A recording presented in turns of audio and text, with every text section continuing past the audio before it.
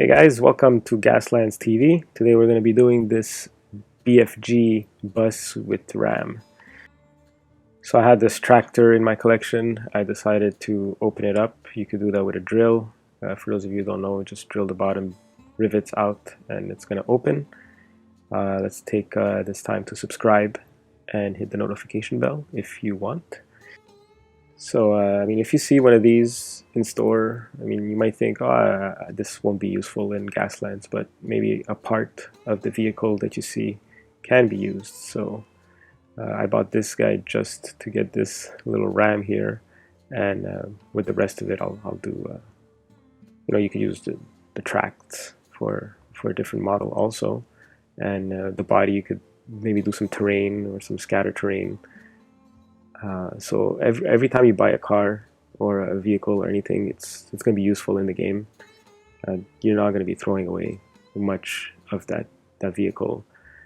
Even this little snippets that I cut out can be used as a little window for a gun or something. So this is the base model that I bought.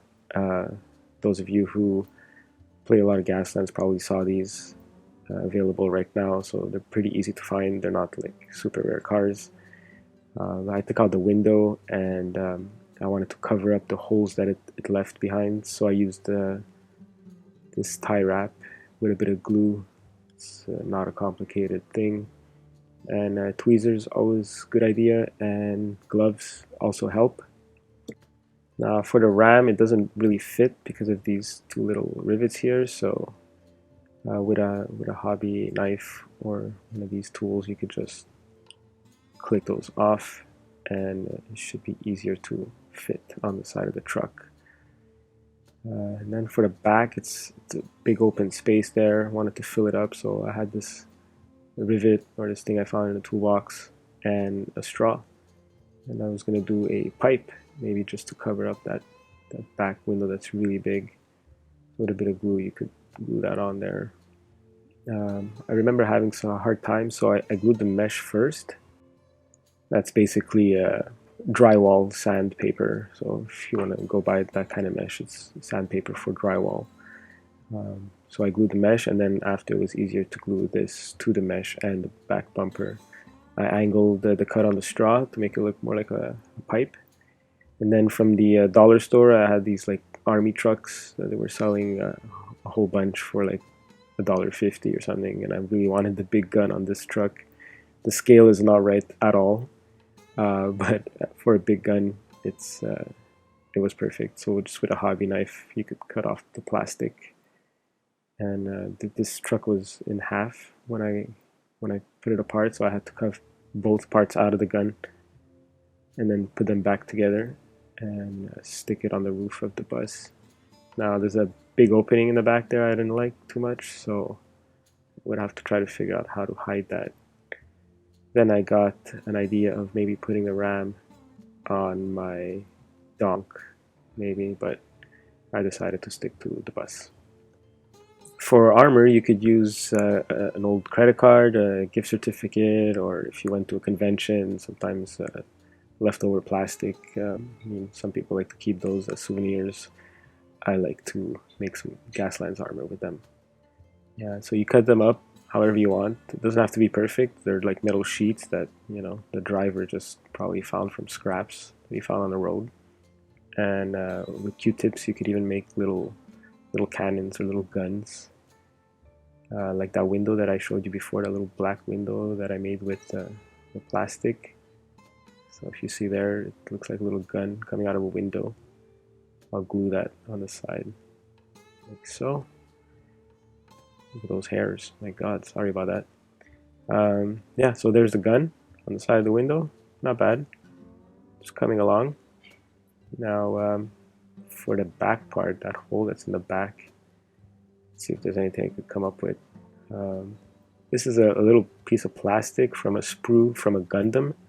So I have my friend that makes Gundam models and gives me all the sprues. Sometimes I find little bits like this that I could use. So that looks like a pretty cool wing, and it's going to cover the hole in the back, so that's good. For the engine, I taped it because I wanted to keep the chrome when I'm going to prime it, when I'm going to spray paint the whole thing. I don't want to get any paint on the engine, so I just put some tape around the engine, and that's going to save it from getting primed.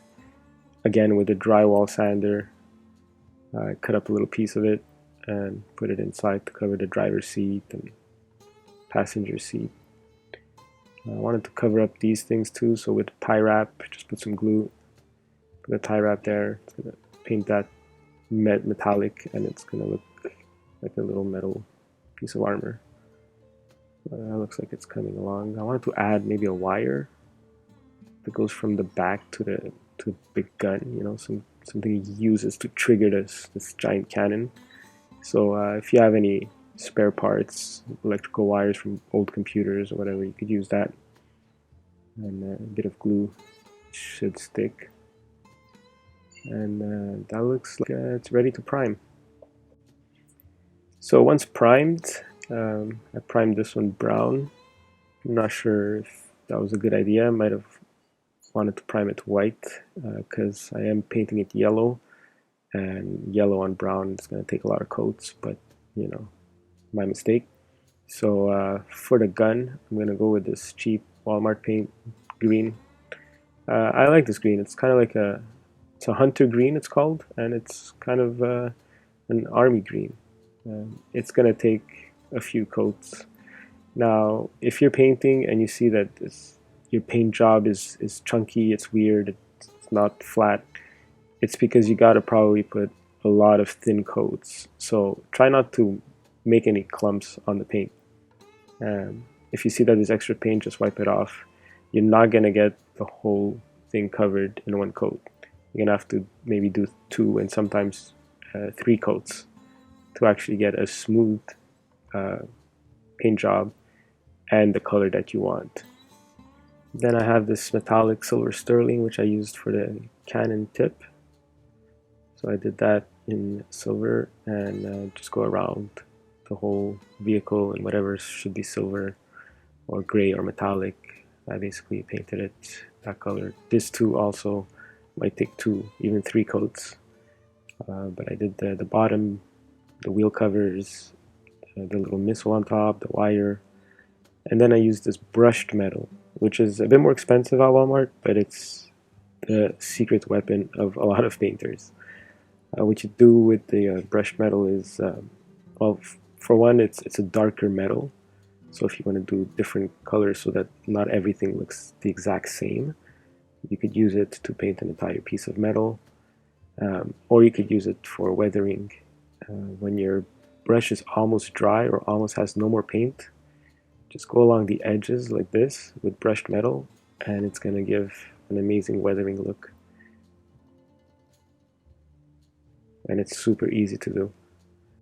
Wherever you think there should be paint chips, just go over it. You could dry brush, like when there's really no more paint on it left, just pass the brush really fast, and it's going to leave a bit of gray, and it's going to look really weathered. You could do that with a lot of the paint on your brush, or a little bit, and it's still going to give a nice little weathered effect. Super easy, super quick, nothing complicated. And then just brush it over like that and dirty it up a bit. That's what's awesome about Gaslands, I guess. Your mistakes are not really mistakes, they're just damage to your vehicle, which is pretty cool. Just gonna go on the wheel there, and I put some on the top just to dirty the silver up a little bit, so you could use silver on top of silver to dirty it. Now the back over here, it's too clean, so I did a little brushed metal, or a lot of brushed metal, depending on what you want to do. If you want to make it really dirty, because that's where the muffler is, right? The exhaust, so it's probably going to be more smoky, more dirty. You just put more soot, more of this darker silver around here. And for the tip, just put a lot on the tip, just to make it really dark, really dirty. You could use pure black if you want, or matte black. That always looks good with a bit of blue at the edge. And that looks like it's coming along. Now for the yellow part, I'm going to use bright yellow with a bit of orange. This is too bright to be a bus color. There's always a bit of an orange tint to the yellow on buses. So what you want to do is put a little drop of orange in your yellow if you're doing a school bus. It should come to a nice little color like this. Again, it's not perfect, but as you can tell, this is a really hard paint to apply.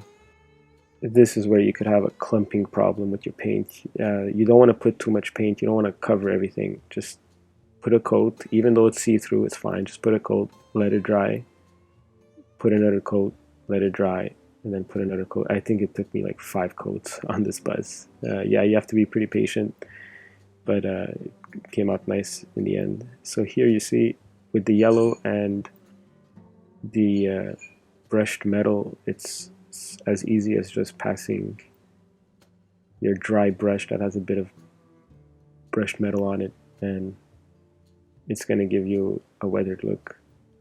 Super easy, really quick. It's the secret weapon of a lot of painters. Brushed metal at Walmart. It's about like $4 or something like that, and it gives a nice look. Then when that's drying, when your truck is drying, you could go do your wheels. Basically put some silver or whatever color you want at the bottom, so that it's not clashing like a brown at the bottom. It wouldn't make any sense. Then you could do some mags, the tires.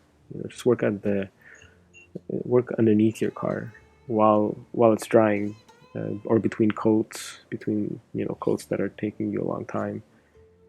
You could just put your paintbrush and then turn the tire. And that's a quick and easy way to paint tire without hitting the mag. And if you have any leftover black on your brush, go back on that pipe or exhaust or whatever you have on your vehicle and just dirty it up a little bit more. Then maybe at the end of the cannon also, you fire from there, right? And on your engine, you could just dry brush a bit on your engine with some brushed metal. And finally, rust effect is useful. Put it along the edges here. So the rust effect with the brushed metal look, it's gonna look super weathered.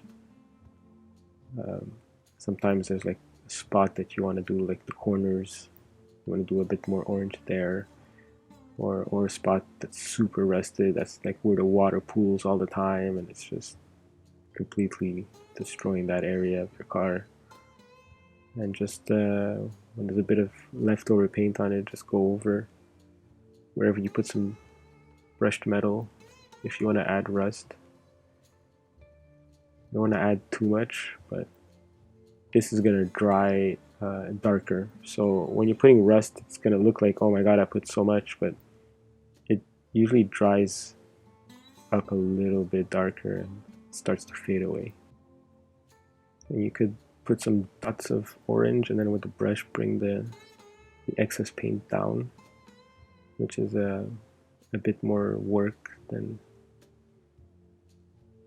just dry brushing, but it makes a nice line of rust. I mean, this is quick, super quick and easy. It's not like a professional, super professional rust job. This is just for you guys to learn maybe quick and easy ways of just putting some rust, which is basically the orange that they sell at Walmart, or the rust effect from war paint.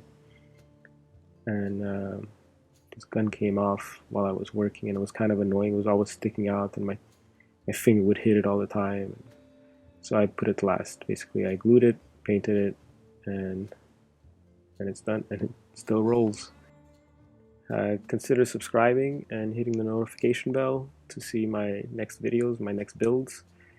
And I call this one the BFG, the Bus for Gaslands. If you want to get some guns or a container full of guns and bits, check out the description of the video. There's a link where you could go buy a container like this full of guns, free shipping to US and Canada. So check that out. Also join us on Facebook. We talk a lot and we give tips and stuff. So I hope you enjoyed our show, and thanks for watching. Again, check out the other videos that we did. Sometimes you might learn a few tips. I am super new to this hobby. This truck is probably my like fifth or sixth car that I worked on, and I'd love to hear your tips. So give me a comment below. Thanks.